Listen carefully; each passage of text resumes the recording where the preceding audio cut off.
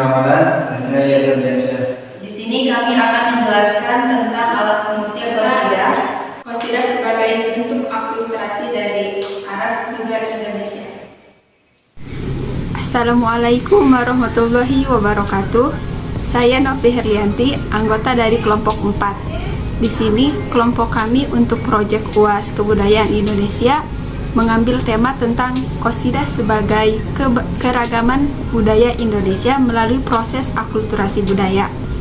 Nah, sebelum kelompok kami membahas tentang qasidahnya itu sendiri, di sini kami akan membahas tentang akulturasinya terlebih dahulu, teman-teman. Nah, apa sih akulturasi itu? Akulturasi merupakan perpaduan dua budaya antara budaya satu dengan budaya lainnya yang perlahan-lahan diterima oleh masyarakat itu sendiri tanpa menghilangkan identitas atau ciri khas dari budayanya itu sendiri. Nah, untuk faktor-faktor, dampak-dampak, serta bentuk-bentuk akulturasi selanjutnya akan dijelaskan oleh teman-teman saya. Terima kasih. Assalamualaikum warahmatullahi wabarakatuh. Saya Eva Irmayanti. Di sini saya akan menjelaskan faktor yang menyebabkan timbulnya akulturasi baik secara internal maupun eksternal. Faktor internal meliputi yang pertama penemuan baru di berbagai bidang yang memang memiliki kemampuan untuk mempengaruhinya. Yang kedua yaitu jumlah penduduk yang semakin banyak seiring bertambahnya waktu. Yang ketiga inovasi atau perubahan penemuan yang berpengaruh terhadap kehidupan suatu kelompok masyarakat. Yang keempat terjadi konflik sosial di kalangan masyarakat.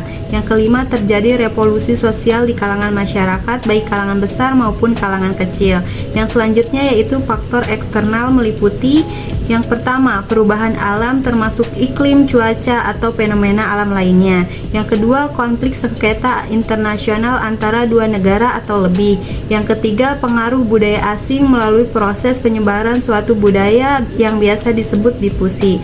Sekian penjelasan dari saya. Wassalamualaikum warahmatullahi wabarakatuh. Assalamualaikum warahmatullahi wabarakatuh. Perkenalkan, nama saya Ian Hardiansyah.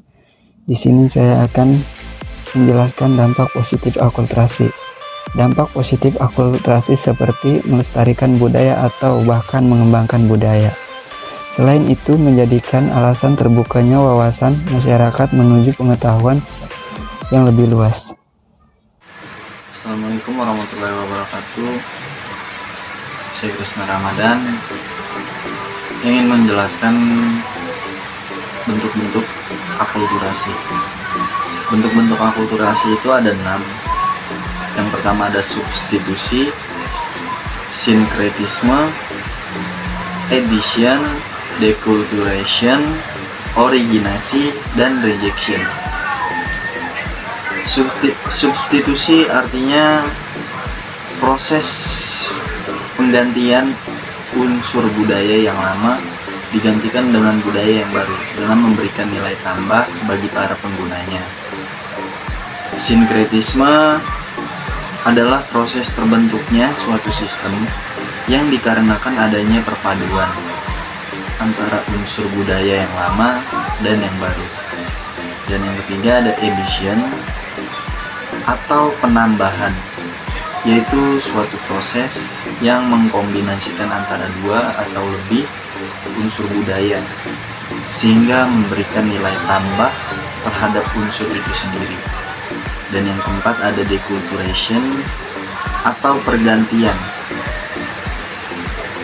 merupakan suatu proses pergantian unsur budaya lama menjadi unsur budaya yang baru. Yang kelima ada originasi. Originasi adalah proses masuknya suatu budaya baru yang memberikan perubahan secara signifikan dalam ruang lingkup masyarakat di wilayah tertentu. Dan yang keenam ada rejection, proses penolakan terhadap budaya yang baru, tentunya yang memberikan efek negatif untuk budaya itu sendiri.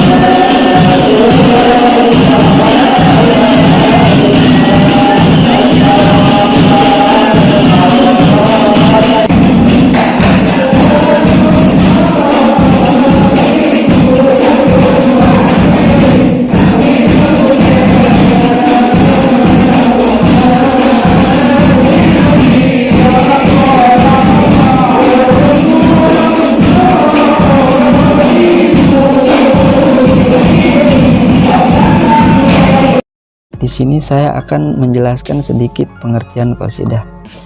Qasidah adalah bentuk syair epik kesusastraan Arab yang dinyanyikan.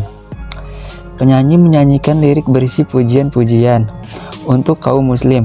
Qasidah adalah seni suara bernapaskan Islam, di mana lagu-lagunya banyak mengandung unsur-unsur dakwah Islamiyah dan nasihat-nasihat sesuai ajaran Islam. Ini saya akan menjelaskan secara singkat perkembangan qasidah di Indonesia.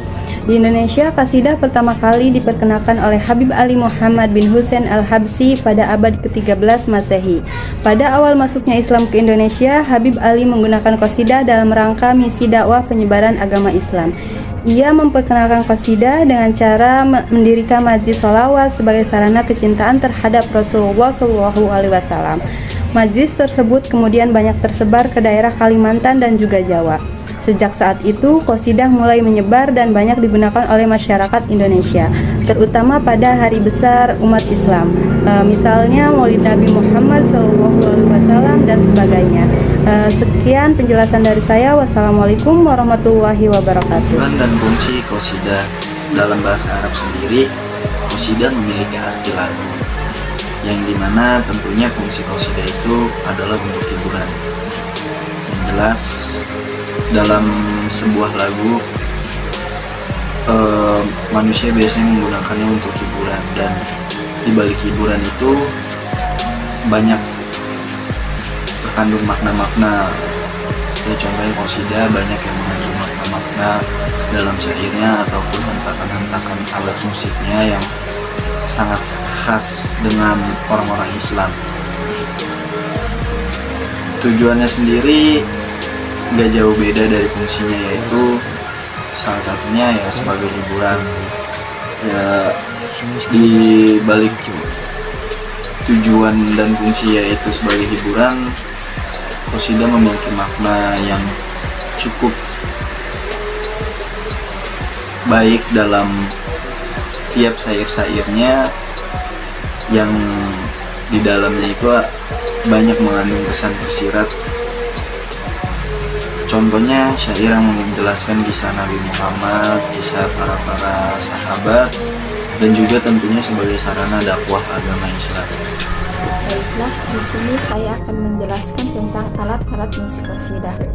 Pada umumnya, alat musik qasidah itu ada dua. Yang pertama rebana, yang kedua kecrek. Rebana merupakan alat musik qasidah yang terbuat dari kulit hewan maupun dari kulit tumbuhan yang berbentuk bundar dan juga pipih. Nah, untuk pipihannya itu yang terbuat dari kulit kayu atau juga kulit hewan. Nah, untuk bundarannya itu terbuat dari kayunya itu sendiri. Yang kedua yaitu kecrek. Kecrek merupakan alat musik qasidah yang terbuat dari logam yang ringan. Cara memainkannya yaitu dengan digoyangkan seperti ini. Kecrek juga merupakan sebagai simbol atau lambang dimulainya atau diakhirinya sebuah acara musik qasidah itu sendiri. Nah, seiring berkembangnya zaman dan juga perjalanan waktu, alat musik qasidah itu di setiap daerahnya ada penambahan atau tidak. Nah, untuk ada penambahannya sendiri yaitu dengan alat musik seperti gendang atau lebih disebut dengan bass hadroh. Seperti gendang tapi tidak dipukul seperti ini, melainkan dia dipukul menggunakan stick seperti ini. Nah, sekian dari saya, semoga dapat dipahami. Terima kasih. Saya ingin bertanya ke Mas Sahrul ya. Menurut Mas Sahrul, qasidah itu seperti apa? Ya, sebenarnya qasidah itu atau hadroh itu ya. Iya. Itu hadroh itu alat musik tradisional asal Garut yang kebanyakan dimainin dengan alat musik yang dinamakan alat musik terbang, itu namanya gendang terbang, yang dimainkan oleh 4 atau 6 orang, yang biasanya dibawa ini itu untuk syair-syair lagu Islam ataupun sholawat. Iya. Terus di sini biasanya diadakannya setiap hari apa latihannya Mas Sahrul? Kalau di Ikrab sendiri ya, sebenarnya rutinan kita itu buat melatih di hadroh itu setiap malam Kamis, dimulai dari habis sampai jam 10-an. Ikrab Al-Madani ini lebih memilih alat qasidah atau hadroh yang dipelajari? Jadi kenapa Ikrab memutuskan untuk memakai hadroh? Karena satu tradisi di sini kita membudayakan tradisi yang ada di kampung Parakan itu karena mayoritas semuanya rata-rata bermain hadroh, jadi Ikrab ikut yang sesepuh paling. Terus apa manfaat yang dirasakan oleh Mas sendiri? Manfaatnya sih alhamdulillah ya, jadi bisa memperpanjang tali silaturahmi, ini satu jelas. Yang kedua mempererat kita dalam menebarkan syiar-syiar Islam sih, yang intinya sih itu. Terima kasih ya Mas. Ya, sama-sama Kak.